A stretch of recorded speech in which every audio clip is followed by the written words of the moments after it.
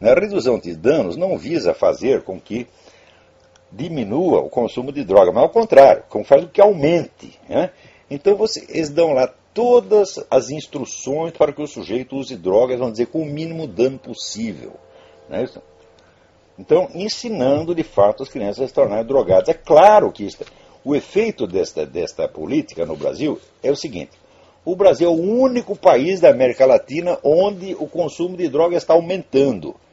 E não veio me dizer que isso aconteceu a despeito das nossas melhores intenções. Não, essa política foi calculada para isto, porque este governo tem parceria política com as Farc, que tem praticamente o monopólio da distribuição de drogas na América Latina.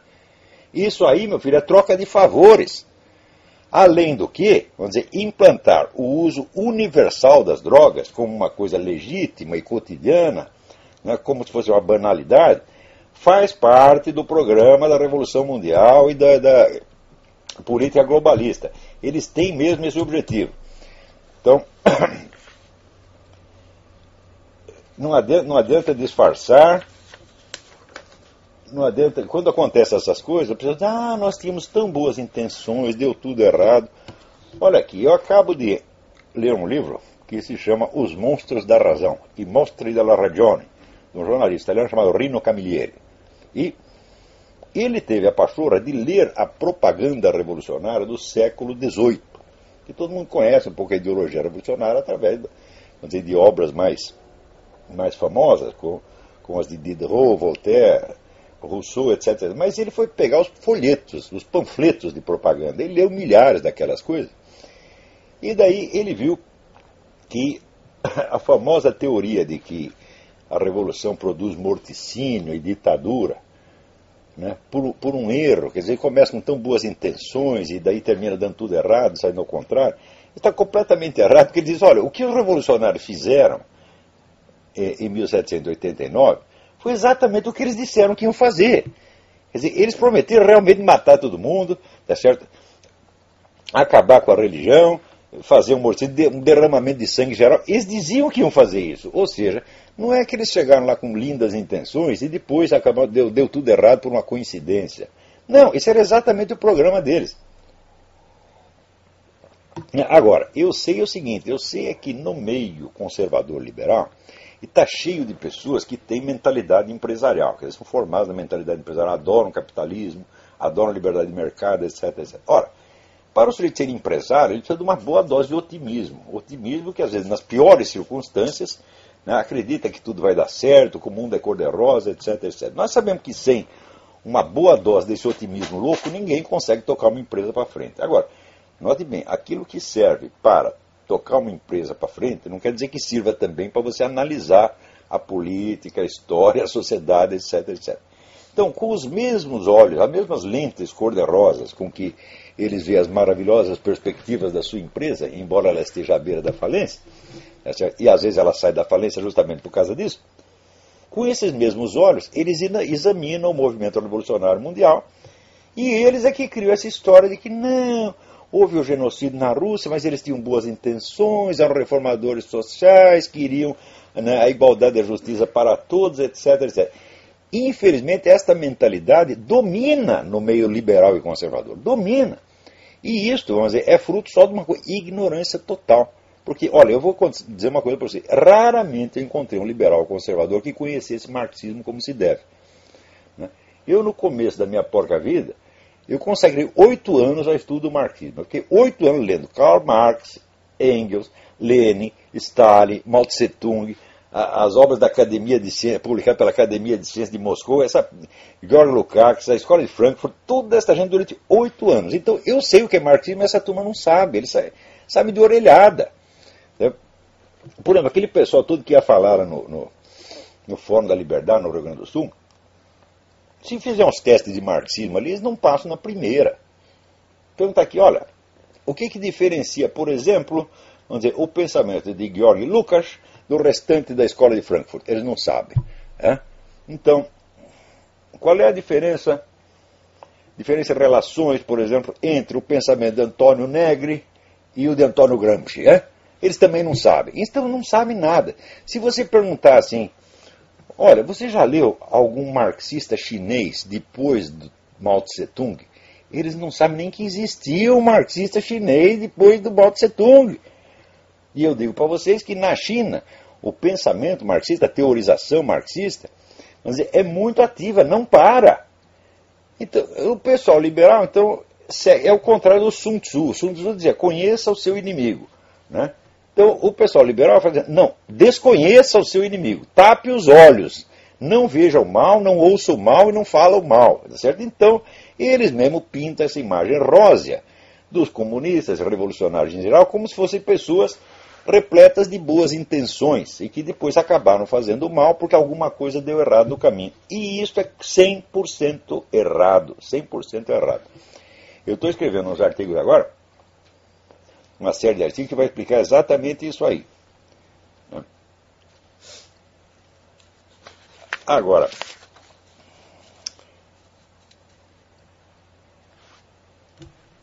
no dia 18 de outubro vai ser lançado em São Paulo o livro do advogado pró-vida argentino Jorge Scala. O título do livro é Ideologia de Gênero, Neototalitarismo e a Morte da Família. É versão em português, editado pela editora Catequeses com K. Então, o lançamento será no 18 de outubro, às 19 horas, no auditório do Colégio São Bento, em São Paulo. Todo mundo sabe onde é o Colégio São Bento, que é no Lago São Bento. Então, dia 18 de outubro, às 19 horas. Então, vai haver uma palestra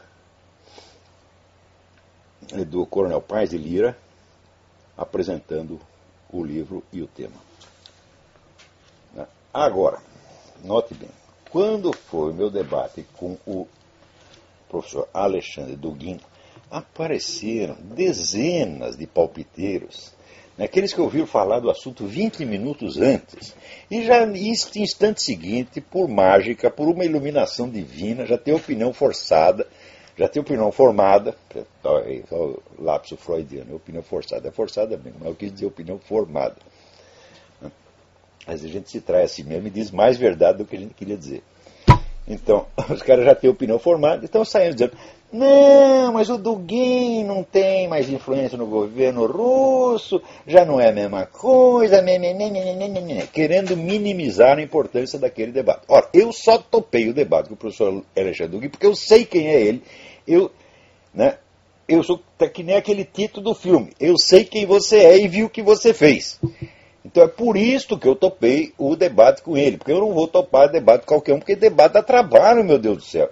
Eu escrevi umas 150 páginas para aquele debate. Você acha que eu vou perder tempo escrevendo 150 páginas num debate com qualquer Zé Mané, ou com um cara que já está ultrapassado, que já desempenhou seu papel na história, já foi para lá do lixo? Claro que não. Eu sei o que o Dugin está fazendo, e eu sei que aquilo, vamos dizer, ali que está o futuro da Rússia, tá certo? E eu sei que o pensamento do Dugin é a coisa mais influente, mais forte sobre o governo soviético. Agora, para esses especialistas todos, em geral professor universitário no Brasil é isso mesmo. Daqui a pouco eu vou comentar mais um que vocês vão ver que merda que é. Olha aqui, aí chega uma notícia, o primeiro-ministro russo, Vladimir Putin, declarou que ele vai construir agora um negócio chamado União Eurasiana. Tá vendo? Então, o que era ideia do Alexandre Dugin agora já virou prática política pelas mãos de Vladimir Putin, exatamente como eu disse que ia acontecer. Ora, leiam o que o Dugin escreve e vocês verão o que o Putin vai fazer. Tá certo? Porque veja, as ações políticas são coisas enormemente complexas que não dependem só de um praticismo tolo, de um improviso pragmático. Não, tudo isso é longamente pensado. Então, para você conhecer os rumos que um movimento político vai tomar, você tem que ler as obras dos intelectuais desse partido, desse movimento. E, sobretudo, dos maiores dentre eles. Porque se tem uma coisa da qual não se pode acusar o movimento revolucionário, é de fazer o que o pessoal da direita faz, que é desprezar os seus maiores pensadores e só dar ouvido, tá certo? Para quem diz o que eles querem. Empresário é louco para isso, né? Empresário acha que intelectual é como se fosse um redator de aluguel que ele paga para escrever o que ele quiser. Acham mesmo isso. Por isso eu já mandei muitos deles tomar no cu. Falei, eu estou aqui para dizer o que eu penso, porque você não sabe nada, tu é ignorante, tem que sentar e escutar. Não interessa quantos milhões seu pai te deu, você está entendendo? Não é porque você recebeu um dinheiro do seu pai que você se tornou inteligente por causa disso e não é por isso que você entende alguma coisa de política. Se esse pessoal empresarial, liberal, conservador entendesse alguma coisa de política, não estaria na merda que está. Se tivessem prestado atenção no que eu dizia há 15 ou 20 anos atrás, não estariam na merda em que estão. Em que agora, vamos dizer, a direita no Brasil está praticamente extinta, tá certo?